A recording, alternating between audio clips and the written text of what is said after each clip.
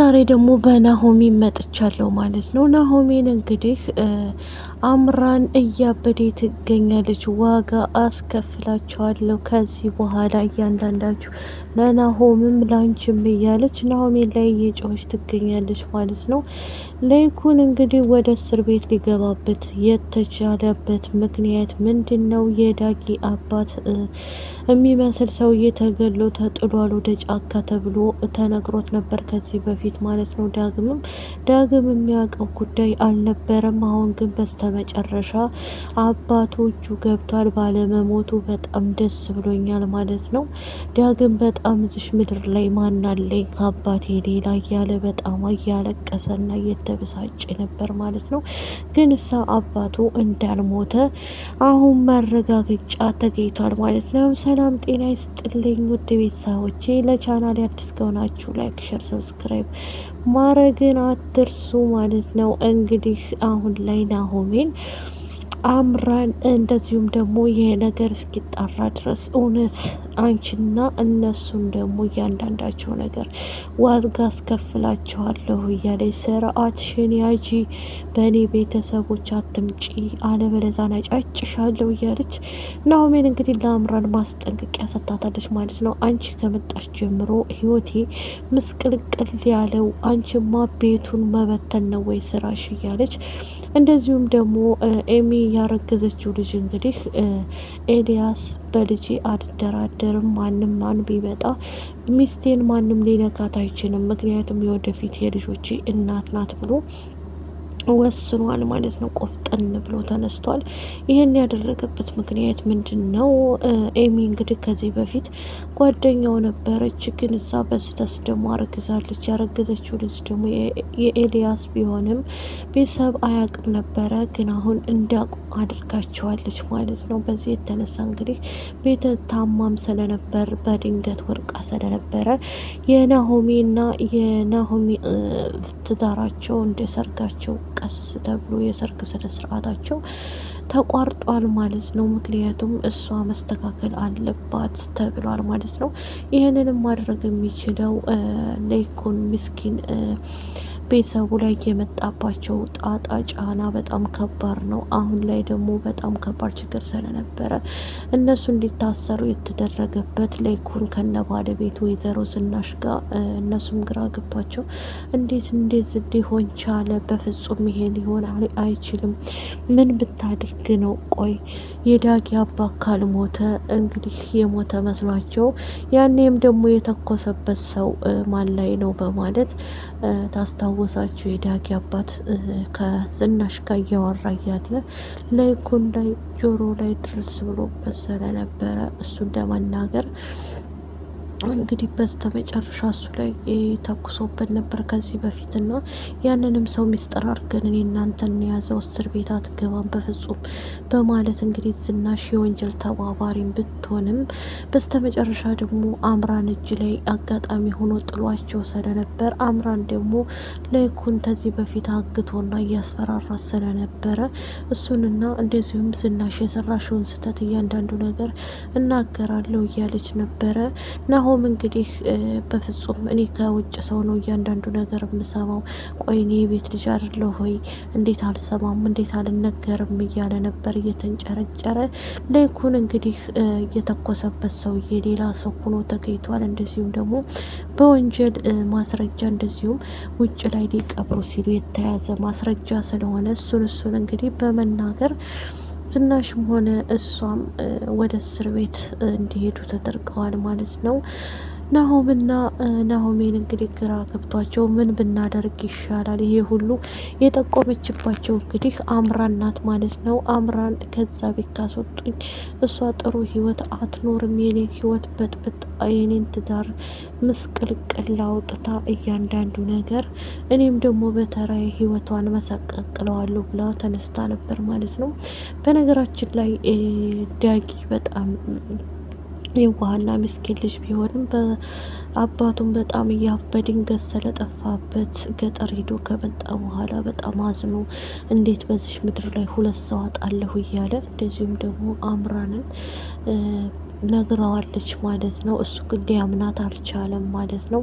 ከዛም አልፎ ደግሞ ኤሚ በጣም እያለቀሰች አባቴ ነብሰ ገዳይ፣ እናቴ ነብሰ ገዳይ ናቸው እያለች በህመሟ ላይ ህመም እየጨመረች ነበር። ግን ያ ነገር አልፎ ደግሞ እንዴት ሊሆን ቻለ? እንደዚህማ በፍጹም ሊሆን አይችልም። አባዬ እውነት አታድርገውም፣ እባክህን ንገረኝ፣ አድርገዋል ወይ እያለች ጠይቀው ነበረ። እንዳላደረገው ነበር ስትናገር የነበረው ማለት ነው። በስተ መጨረሻ ግን ለፖሊስ የጠቆመችው አምራንም ብትሆንም አምራንም ከዛ ቤት ውስጥ ለምን ወጣ፣ እንደዚሁም ደግሞ ናሆም ስለተዋት ይህንን ነገር ደግሞ መበቀል እፈልጋለሁ፣ እያንዳንዷ ነገር እበቀላችኋለሁ እያለች እንግዲህ ለጎዳናም ብትወጣም ለናሆሜን አሁን የዛ ቤት እመቤት ሆና እንደዛ እንደሚያንቋሿት እንደዛ እንደማይጠሏት እንግዲህ ዝቅ አርገዋት እንደነበሩ ኤሚና ዝናሽ ማለት ነው። አሁን ያ ቀርቶ ይቅርታ ጠይቀው እንደዚሁም ደግሞ የቤት እመቤት የልጃቸው ሚስት ሆና በክብር እየኖረ ትገኛለች። ለይኩን ከዚህ በፊትም ቤት ቢገዛላቸውም ለተሰማና ለገነት ማለት ነው። ወይዘሮ ገነትም ይቅርታ ጠይቃ እንግዲህ አብራ እየኖረች ትገኛለች ማለት ነው። ምክንያቱም ባሌ ይበልጥብኛል ብላ ለይኩን እንግዲህ ቆንጆ ቤት ገዝቶላቸው ያንን የጎዳና ህይወት ትተው ደስ የሚል ጊዜ እያሳለፉ ይኖራሉ። ግን እዛ በመሀል ሰርጋቸው እንዲቋረጥ የተደረገው ምክንያት ስላላቸው ነው ማለት ነው።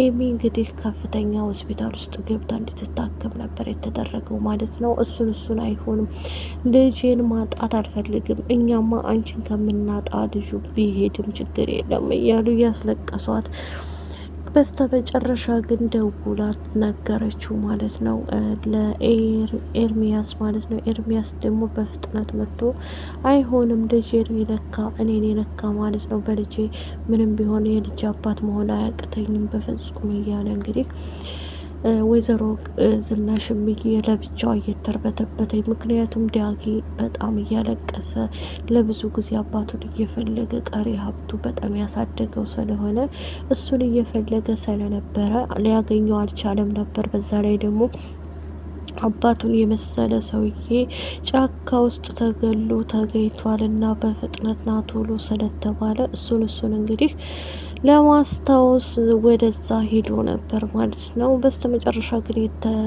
የተገኘው ሰውዬ የእሱ አባት እንዳልሆነ አባቱም ደግሞ ከዛ አልፎ ወደ እስር ቤት መጥቶ ተናግሯል ማለት ነው። ሁሉን ነገር ለፖሊሶቹ እኔ ከመኪና ስወረድ ያኔ የማውቀው ጉዳይ የለኝም፣ መኪና ውስጥ ገብቼ ምናምን ሰክሬ ስለነበር ማን ይውሰደኝ ማን ያግተኝ የማውቀው ነገር የለም። ግን እሳ ለይኩን በዚህ ሰዓት ላይ መልካም ሰው ነበረ። ለይኩን እንግዲህ እንደምታውቁት ብሉ ጠጡ ከማለት ውጭ ምንም ሊናገር አይችልም ማለት ነው። ያለውን ነገር ለጎረቤትም ለወዳጅ ዘመድ የሚያካፍል ነበር ማለት ነው። በድንገት ስህተት እንግዲህ የሆነ ሰው ላይ የተኮሰበት ሰው ማን ነው የሚለው እንግዲህ ምንድን ነው ምን አድርጎት ነው የሚለውን እየተናዘዙ ይገኛሉ ማለት ነው። አሁን ላይ እንግዲህ ወደ እስር ቤት ሲሄዱ የዳጊ አባት ብቅ ነው ያለው ማለት ነው። እንዴት ሊመጣ ቻለ እያሉ የት ነበርክ እያለ አሁንም እስር ቤትም ቢሆንም የዳጊ አባት ማለት ነው። ከዚህ በፊት የወይዘሮ ዝናሽ ባለቤቷ ቢሆንም ዳጊ በጣም አዝኖ ነበር። ምክንያቱም ናሆሜንን ደግሞ እየወደድኩሽ ናሆምን ልታገቢ አትችም፣ እኔ ማለት እኮ የወንድምህ ሚስት ነኝ፣ እንዴት ትመኘኛለህ በማለት ተጣልታለች ከዳጊ ጋር ማለት ነው። እንግዲህ እሱም ደግሞ ሊረዳ እየሞከረ ነበር ማለት ነው። እኔ እያለሁ አንተ ልትሄድ አትችልም በፍጹም እያለ ይገኛል ማለት ነው።